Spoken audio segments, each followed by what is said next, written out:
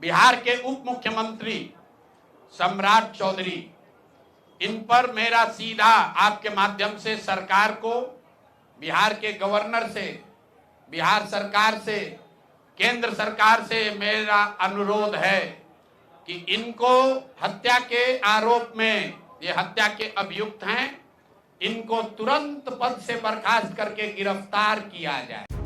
पटना में जनसुराज के सूत्रधार प्रशांत किशोर ने प्रेस कॉन्फ्रेंस कर डिप्टी सीएम सम्राट चौधरी और मंत्री अशोक चौधरी पर बड़े हमले किए। प्रशांत किशोर ने सम्राट चौधरी पर गंभीर आरोप लगाते हुए कहा कि वे शिल्पी गौतम हत्याकांड और 1995 के 7 लोगों की हत्या के आरोपी रहे हैं। प्रशांत किशोर ने मांग की कि सम्राट को तुरंत बर्खास्त कर गिरफ्तार किया जाए। अशोक चौधरी पर भी उन्होंने सीधा निशाना साधा। उन्होंने कहा कि अगर 7 दिन के भीतर 100 करोड़ की मानहानि का नोटिस वापस नहीं लिया तो वो 500 करोड़ की अवैध संपत्ति का खुलासा करेंगे। प्रशांत किशोर ने आरोप लगाया है कि अशोक चौधरी के विभाग में हर कॉन्ट्रैक्टर पर कमीशन वसूला जा रहा है। मानव वैभव विकास ट्रस्ट पर भी उन्होंने सवाल उठाते हुए कहा है कि शांभवी चौधरी की सगाई के बाद ट्रस्ट ने 100 करोड़ की संपत्ति खरीदी। ये पैसा कहां से आया, ट्रस्ट को प्रेस को जवाब देना चाहिए। जनसुराज की फंडिंग पर उठे सवालों का जवाब देते हुए प्रशांत किशोर ने बताया है कि पिछले 3 साल में काउंसिलिंग में 241 करोड़ कमाए, टैक्स और जीएसटी भरने के बाद 98.75 करोड़ जनसुराज को डोनेट किया गया है। बीजेपी के कुछ छोटे भैया लोगों ने प्रेस वार्ता की कि प्रशांत किशोर के पास पैसा कहां से आता है। प्रशांत किशोर ने पटना में जमीन खरीदी है, इनके पास सेल कंपनी है, और आप लोग भी ये सवाल कभी कभी पूछते रहे हैं कि जनसुराज के पास पैसा कहां से आता है। तो मैं आज किसी दूसरे पर बात करूं उससे पहले जरूरी हो गया है कि आप ये जानिए कि प्रशांत किशोर के पास पैसा कहां से आता है, उस पैसे को देने वाले लोग कौन हैं, उसका स्रोत क्या है, और उसको खर्च कैसे किया जाता है। क्योंकि सावन के अंधे को सब हरियाली दिखती है, बिहार के चोर नेताओं को सब चोर ही दिखता है। तो मैं आज कोई भी खुलासा करने से पहले अपने लिए, अपने जनसुराज में जुड़े हुए साथियों के लिए और बिहार की जनता के लिए ये बात बताना चाहता हूं कि अभी आपको आंकड़े जारी कर रहा हूं, उसको नोट कीजिए ताकि बिहार की एक एक जनता जाने कि जनसुराज का पैसा कहां से आया है, किस माध्यम से आया है और वो कहां खर्च हो रहा है। मैं ऐसा इसलिए कह रहा हूं कि कोई कल उंगली न उठाए कि प्रशांत किशोर भी दूसरे पर इल्जाम लगा रहे हैं, दूसरे लोग भी प्रशांत किशोर पर इल्जाम लगा रहे हैं। तो हमारी ये नैतिक जिम्मेवारी है कि मैं आपको स्पष्टता से वो फिगर बताऊं। अभी तक मैं आप में से कई लोगों को याद है, मैं ये कहता हूं कि पैसा सरस्वती से आता है, उन लोगों के माध्यम से आता है जिनको हमने मदद की, वो लोग पैसा देते हैं। क्योंकि बिहार में नई व्यवस्था बनाने के लिए किसी बालू माफिया, शराब माफिया, भ्रष्ट लोगों की मदद न लेनी पड़े, गरीब से गरीब व्यक्ति को भी अगर बिहार सुधारने के लिए जज्बा है, ताकत है, उसको चुनाव लड़ाया जा सके, इसके लिए जनसुराज के पास साधन होना चाहिए। उसके लिए हम लोगों ने लोगों से पैसा मांगना शुरू किया है, लेकिन हमने ये तय किया जब ये अभियान शुरू किया कि बिहार के लोग पैसा दें या न दें, मैं अपने जीवन का जो कुछ भी है सब कुछ लगाऊंगा बिहार की इस व्यवस्था को सुधारने के लिए। और ये सिर्फ शब्द नहीं है जो मैं कर रहा हूं, ये आप देख रहे हैं। मैंने सिर्फ इसलिए नहीं आंकड़े अभी तक जारी किए थे कि सनातन धर्म में, हम लोग के धर्म में कहा जाता है कि दान करने वाले पैसे की चर्चा नहीं करनी चाहिए। लेकिन यहाँ के छुटभैये नेता, इन्होंने जब बात उठाई है तो मैं अब आंकड़ा जारी कर रहा हूं, आप लोग नोट कर लीजिए। पिछले 3 बरस में प्रशांत किशोर को पैसा कहां से आया है। हमको पैसा 2 जगह से मिलता है। एक, जिसको हम लोग सलाह देते हैं, जिसको आप राजनीतिक कंसल्टिंग कह लीजिए, या जो भी आदमी हमसे सलाह मांगता है। हमने जीवन में कभी किसी से फीस नहीं लिया, लेकिन जब बिहार का अभियान शुरू किए तो ये तय किया कि अब हम फीस लेंगे क्योंकि हमको समाज के लिए पैसा चाहिए। तो 2021-22 से जिसने भी प्रशांत किशोर से मदद ली है, जिसने भी हमसे सलाह लिया है, वो चाहे कंपनी हो या पॉलिटिकल पार्टी, पहली बार अपने जीवन में मैंने ये भी किया है कि अगर कंपनी को भी, किसी बड़े बिजनेस हाउस को भी मेरे से सलाह चाहिए, उसका मैं फीस लेता हूं। और टोटल जो फीस लिया गया पिछले 3 वर्ष में मेरे व्यक्तिगत अकाउंट में या मेरे से जुड़े हुए संस्थाओं में 241 करोड़। बिहार के लोग सुन लो, कर तुम चोरी करते हो, प्रशांत किशोर ने 241 करोड़ रुपया फीस के तौर पर मैंने पिछले 3 साल में जमा किया है। इस पर 30,65,68,764 रुपया जीएसटी पे किया गया है।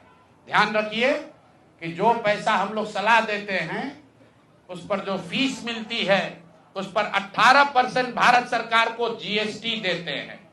तो 241 करोड़ रुपया हमने फीस के तौर पर लिया 3 वर्ष में, और उस पर 30,95,00,000 रुपया हमने जीएसटी भरा। उसके बाद 20 करोड़ रुपया इनकम टैक्स दिया है, 20 करोड़ रुपया टैक्स दिया है, इनकम टैक्स, और 98,75,00,000 रुपया डोनेट किया है जन सुराज पार्टी को अपने व्यक्तिगत अकाउंट से। हमको कहता है पैसा कहां से लाते हैं, हम लोग चोर नहीं हैं। 98 करोड़ रुपया अपना व्यक्तिगत पैसा मैंने जो बच गया खर्च के बाद ये तय किया है कि जीवन में जो भी पैसा कमाएंगे इस 10 साल में ये सब बिहार की व्यवस्था को सुधारने के लिए लगाएंगे। तो 241 करोड़ रुपया में फिर से नोट कर लो भाई, आगे सवाल जो पूछ रहे हैं, 30,95,68,764 रुपया जीएसटी दिया, 198 करोड़ रुपया पार्टी को डोनेट किया, बाकी पैसा खर्च के बाद जो बचा उस पर 20 करोड़ रुपया इनकम टैक्स भरा है। ये प्रशांत किशोर की इंटीग्रिटी है। पैसा किसने दिया? जिसको हमने सलाह दिया है। जिसको सलाह दिया तो स्रोत भी बता रहे हैं पैसा क्यों मिला। जिसको सलाह देते हैं उससे पैसा लेते हैं। गांव गांव में कहा है सैकड़ों करोड़ रुपया लेते हैं, लेकिन चोरी नहीं करते हैं, सरस्वती का खाते हैं। बिहार के उप मुख्यमंत्री सम्राट चौधरी, इन पर मेरा सीधा आपके माध्यम से सरकार को, बिहार के गवर्नर से, बिहार सरकार से, केंद्र सरकार से मेरा अनुरोध है कि इनको हत्या के आरोप में, ये हत्या के अभियुक्त हैं, इनको तुरंत पद से बर्खास्त करके गिरफ्तार किया जाए। क्यों किया जाए ये समझिए। तारापुर में 1995 में 7 लोगों की जो हत्या हुई और 7 मारे जाने वाले लोग कुशवाहा समाज के लोग थे। ये बिहार में जाति की राजनीति करने वालों के लिए सबक होना चाहिए। सम्राट चौधरी कहते हैं मैं कुशवाहा हूं। 7 लोगों की जिनकी हत्या के ये अभियुक्त हैं, आरोप नहीं है, मैं शब्द बहुत सही समझ के बोल रहा हूं। 7 लोगों की हत्या के अभियुक्त राकेश कुमार उर्फ सम्राट कुमार मौर्य उर्फ Samrat Chaudhary, Tarapur case number 44/1995, note कर लीजिए। 44/1995 में 7 लोगों की हत्या हुई, उसमें ये अभियुक्त हुए। और जो केस है चीफ जुडिशियल मजिस्ट्रेट को 24/4/1995 को इन लोगों ने डॉक्यूमेंट सबमिट किया। बिहार विद्यालय परीक्षा समिति का एक एडमिट कार्ड सबमिट किया जिसमें बताया गया कि KNVMH सम्राट, ये स्कूल का नाम है, कुमार सर एक स्कूल का नाम है जहां से ये एडमिट कार्ड इशू हुआ है। सम्राट चंद्र मौर्य, पिता का नाम Shakuni Chaudhary, date of birth 1/5/81, result fail, number आया 268, कैटेगरी प्राइवेट। ये सुप्रीम कोर्ट का डॉक्यूमेंट है जो सम्राट चौधरी ने जमा किया है, जिसमें ये बताया है कि इनका डेट ऑफ बर्थ 81 है, उसके हिसाब से 95 में चीफ जुडिशियल मजिस्ट्रेट ने नाबालिग होने के नाम पर इनको वहां से राहत दी। इनको जेल से निकाला गया क्योंकि ये 15 साल के थे और कानूनन 18 साल से कम उम्र के बच्चे को अभियुक्त के तौर पर जेल पर नहीं रखा जा सकता था। अब ये बात तो पब्लिक की जानकारी में है। अब मैं क्यों कह रहा हूं कि इनको आज अरेस्ट करना चाहिए, क्योंकि 2020 का जो सम्राट चौधरी ने अपना इलेक्शन एफिडेविट दिया है, इसमें अपना उम्र इन्होंने बताया है 51 साल। ये सम्राट चौधरी का इलेक्शन एफिडेविट है। इन्होंने अपना उम्र बताया 2020 में 51 साल। इसका मतलब है कि 2020 माइनस 26, तो 1995 में इनका उम्र था 25 साल, 26 साल। तो 26 साल के उम्र के आदमी को कोर्ट ने गलती से गलत सर्टिफिकेट के आधार पर नाबालिग होने के नाम पर अभियुक्त होने के बावजूद, ध्यान दीजिए, अभियुक्त होने के बावजूद इनको जेल से बरी कर दिया गया था कि ये 15 साल के हैं, जबकि इनका अपना डॉक्यूमेंट बता रहा है कि ये उस समय 26 साल के थे। तो 26 साल के उम्र के आदमी पर अगर 6 लोगों की हत्या का आरोप है, तो जब तक कोर्ट से वो फ्री नहीं होते हैं तब तक उनको जेल में होना चाहिए। और ये आदमी यहाँ का उप मुख्यमंत्री बनकर बैठा हुआ है। तो मैं यहाँ के मुख्यमंत्री से और बिहार के माननीय राज्यपाल से ये अनुरोध कर रहा हूं कि हत्या का आरोपी, हत्या का अभियुक्त सम्राट चौधरी, राकेश कुमार उर्फ सम्राट चौधरी उर्फ सम्राट कुमार मौर्य आज संवैधानिक पद पर बैठे हुए हैं।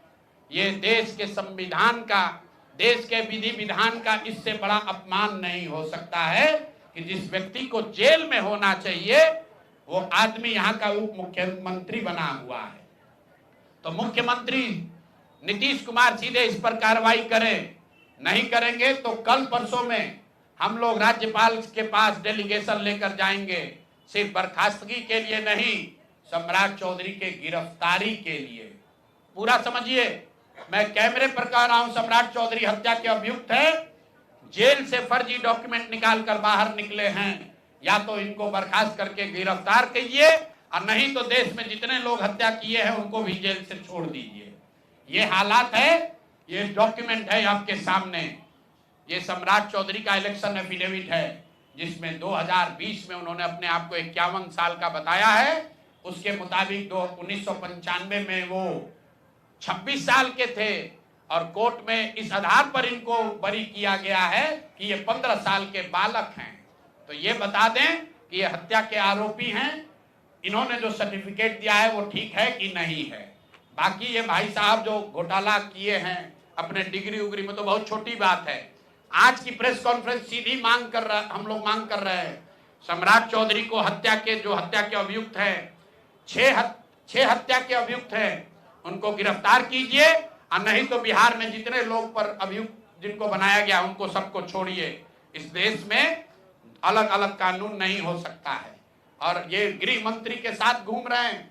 मोदी जी को हम लोग कल पत्र लिखेंगे कि आपके पार्टी का नेता, जितने लोग भाजपा के समर्थक हैं, भाजपा के जितने लोग नेता हैं, कार्यकर्ता हैं, वोटर हैं, आपके जरिए से सबको बता रहा।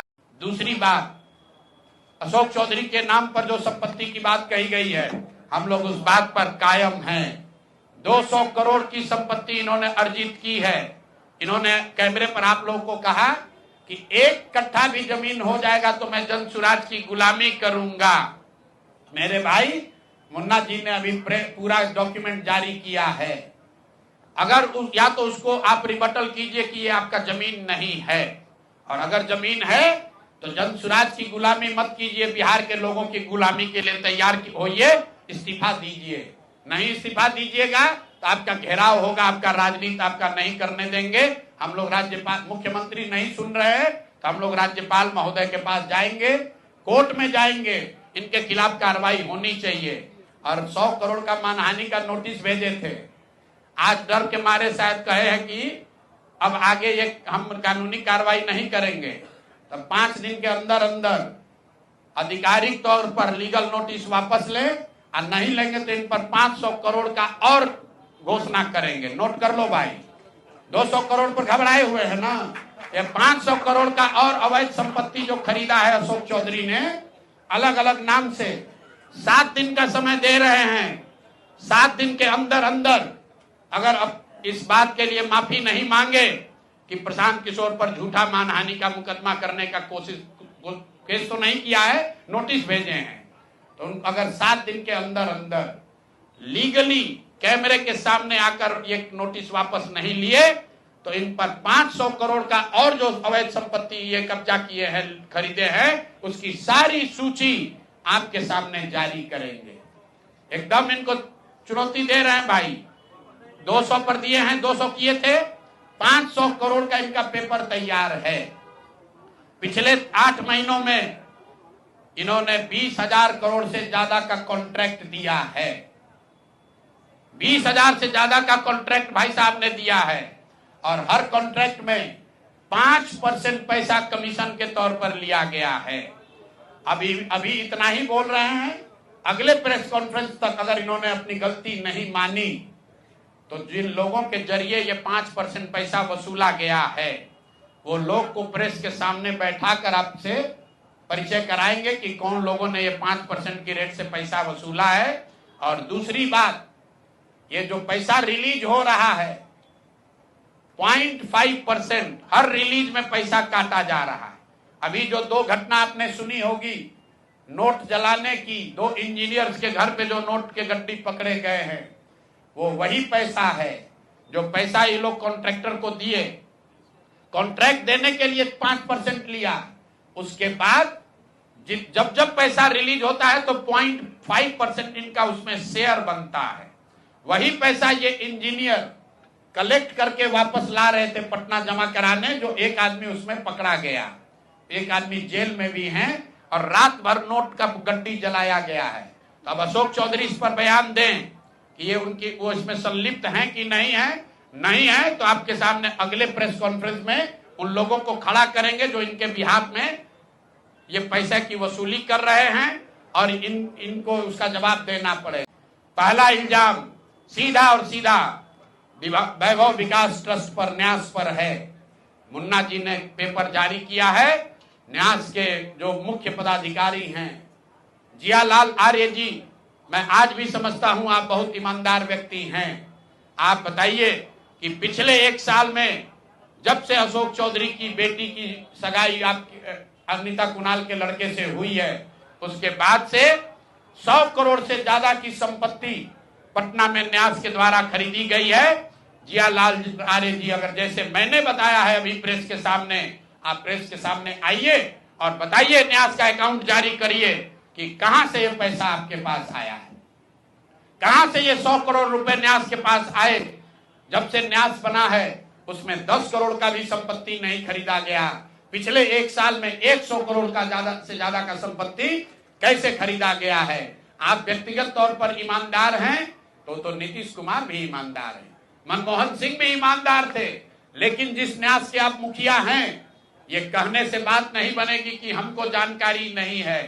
मैं अभी आपके सामने चुनौती दे रहा हूं, वैभव विकास ट्रस्ट से, न्यास से लोग आकर ये बताएं कि पिछले 1-1.5 साल में 100 करोड़ से ज्यादा की संपत्ति पटना में उस न्यास के माध्यम से कैसे खरीदी गई है।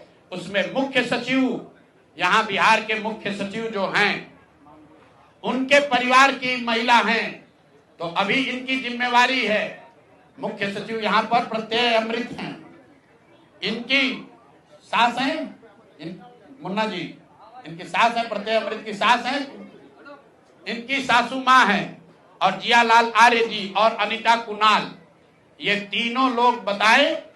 इन्होंने कहा किशोर कुणाल जी का नाम बहुत बड़ा है, तो किशोर कुणाल जी के नाम पर ही कम से कम उनके नाम को दागदार मत कीजिए। समाज ने उनके नाम की बड़ी प्रतिष्ठा है। तो आप प्रेस को बुलाइए और क्लियर कीजिए कि आपके न्यास से, मैं 3 लोगों का नाम ले रहा हूं, जियालाल आर्य जो बहुत सम्मानित व्यक्ति हैं, ईमानदार व्यक्ति हैं, उनकी ऐसी छवि है। दूसरा अनीता कुणाल जी जो किशोर कुणाल जी की पत्नी हैं, और तीसरा यहाँ के मुख्य सचिव की सासू माँ। ये तीनों लोग बताएं कि न्यास में 100 करोड़ से ज्यादा की संपत्ति खरीदने का पैसा कहां से आया है।